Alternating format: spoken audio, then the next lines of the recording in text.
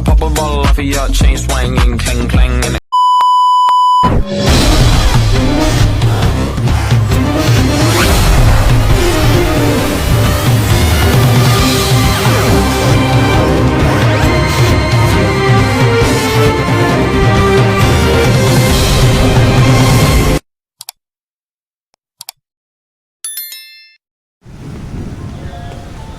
Pancasila adalah pilar ideologis negara Indonesia yang bermakna prinsip atau asas.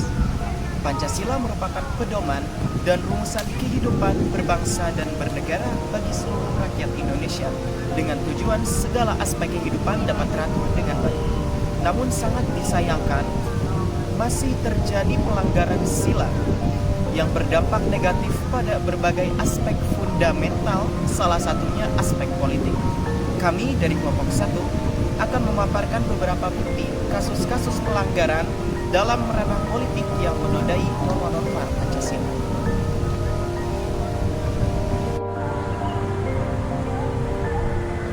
Setelah kita melihat berbagai permasalahan yang menyangkut paut dalam Pancasila, terutama dalam politik, kita bisa mengambil beberapa contoh, diantaranya ialah korupsi. Dalam korupsi ini, kita bisa mengambil 3 kata yang sangat penting, yaitu korup, korupsi, dan koruptor. Sebagai mahasiswa kita harus paham apa definisi 3 arti tersebut. Di antaranya ialah korup. Korup diartikan sebagai sifat yang busuk, suka menerima uang suap atau sogok, memakai kekuasaan untuk kepentingan sendiri, dan sebagainya. Sedangkan korupsi ialah perbuatan yang sangat busuk, seperti penggelapan uang, seperti penggelapan dana, dan sebagainya. Sedangkan koruptor ialah orang atau dalang yang berada di balik kedua kejadian tersebut. Korupsi telah lama menghiasi susunan tatanan dalam Indonesia, apalagi dalam dunia perpolitikan Indonesia. Ketika Orde Baru, korupsi masih didominasi oleh pemerintah pusat, yang ketika berada dalam alam reformasi, korupsi telah berubah menjadi milik banyak masyarakat. Bukan hanya politik, bukan hanya pemerintah, bahkan pengusaha dan orang-orang kaya lainnya bisa ikut berkorupsi. Korupsi adalah tindakan kejahatan yang bisa memiskinkan negara, apalagi jika dilakukan oleh kaum-kaum yang berpolitik. Ia sama dengan kasus kera putih lainnya. Korupsi adalah bahaya bagi ketahanan negara karena ikut mengganggu susunan ekonomi negara Indonesia.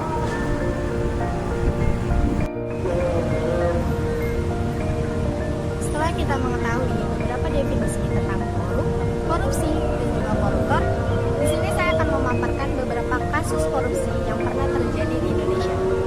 Salah satunya yaitu kasus mega korupsi Soeharto. Kasus ini merupakan kasus pelopor korupsi yang pernah terjadi di Indonesia.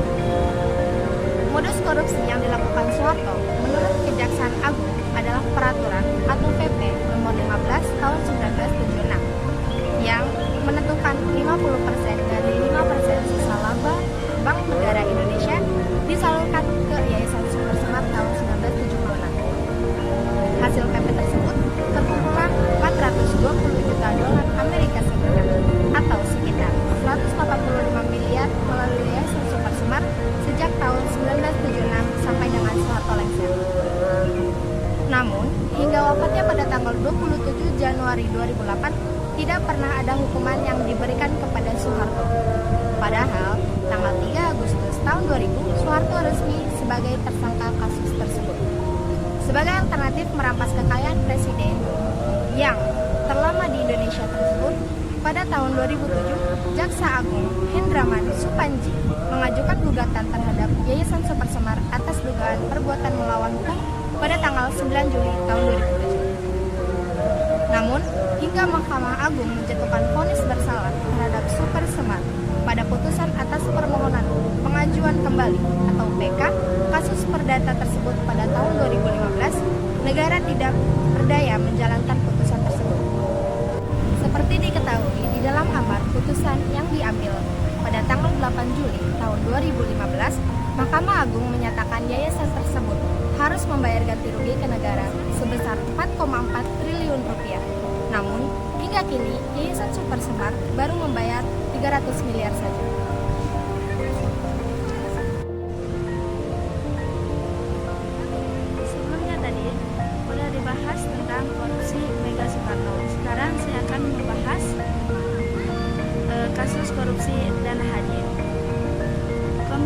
Pemberantasan Korupsi Kamis tanggal 22 bulan Mei 2014 secara mengejutkan menetapkan Menteri Agama Surya Dharma Ali sebagai tersangka kasus dugaan korupsi terkait penyelenggaraan haji di Kementerian Agama tahun 2012 sampai 2013. KPK menduga Surya Dharma Ali menggunakan dana haji untuk membayari pejabat Kementerian Agama dan keluarganya naik haji, serta melakukan pengelambungan harga markup, catering, pemondokan, dan transportasi jemaah haji. Surya Dharma Ali adalah Menteri Agama kedua yang tersandung kasus korupsi terkait penyelenggaraan haji di Kementerian Agama.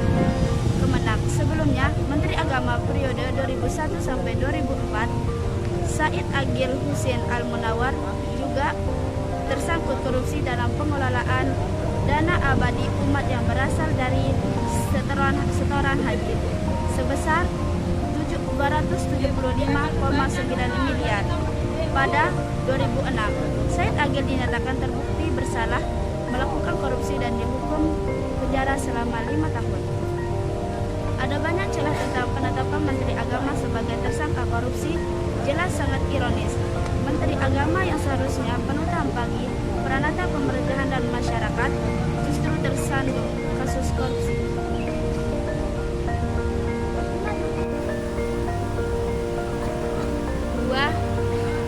Jual beli suara dalam pemilu atau pemilihan umum. Pemilu merupakan salah satu usaha untuk mempengaruhi rakyat secara persuasif atau tidak memaksa dengan melakukan kegiatan retorika, hubungan publik, komunikasi massa, lobby, dan lain-lain kegiatan. Meskipun agitasi dan propaganda di negara demokrasi sangat dikecam, namun dalam kampanye pemilihan umum, teknik agitasi dan teknik propaganda banyak juga dipakai oleh para kandidat atau politikus selalu komunikator politik. Jual beli suara merupakan disfungsional sistem demokrasi. Robert Merton menyatakan bahwa setiap sistem bersifat fungsional dan disfungsional. Demokrasi bersifat fungsional jika warga negara memiliki pemahaman dan kesadaran yang baik dalam bernegara. Namun, demokrasi akan menjadi disfungsional ketika warga negara hanya mementingkan diri sendiri.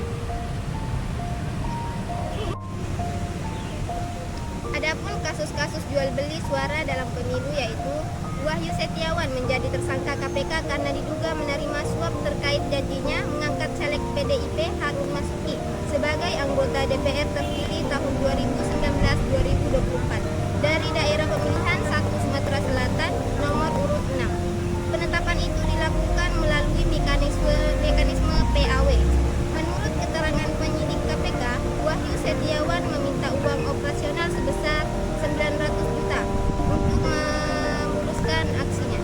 Tersangka pun mendapat imbalan sebesar 600 juta dari Harun dan sumber dana lain yang belum diketahui identitasnya. Ada 4 orang yang ditetapkan sebagai tersangka dalam kasus ini. Selain Wahyu Setiawan, KPK juga menjaring mantan anggota Badan Pengawas Pemilu sekaligus orang kepercayaannya, yakni Agustiani Tio Fridelina, kemudian politisi PDIP Harun Masiku dan pihak swasta Saifu. 2 nama terakhir merupakan pemberi suap, adapun Wahyu Setiawan dan Agustiani diduga berperan penerima suap.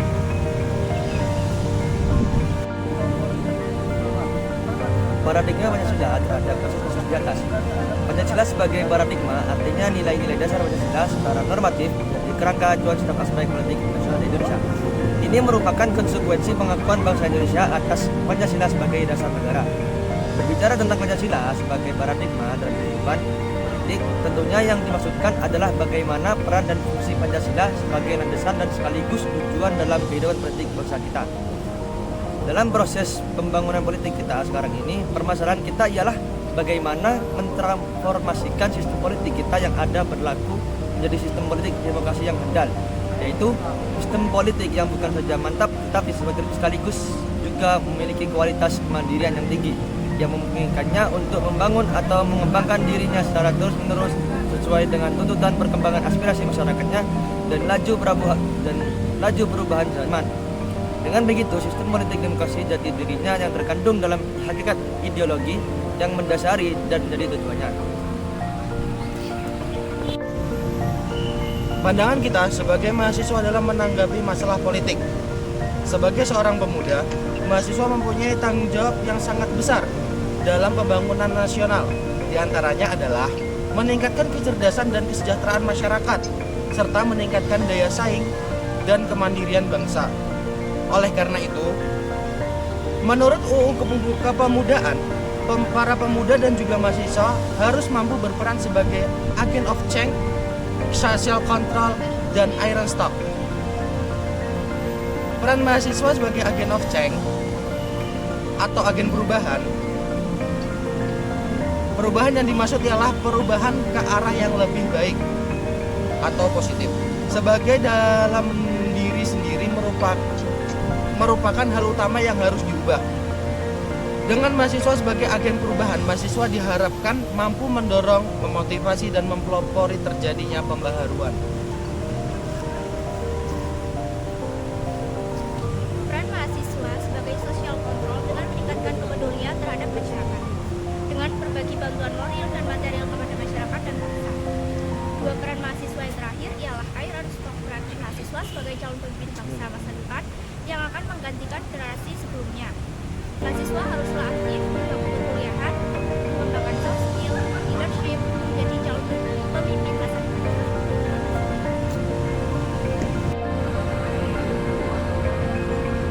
Berbagai kasus pelanggaran norma Pancasila yang pernah terjadi mungkin akan tetap menjadi lembaran hitam dalam sejarah panjang perjalanan Pancasila.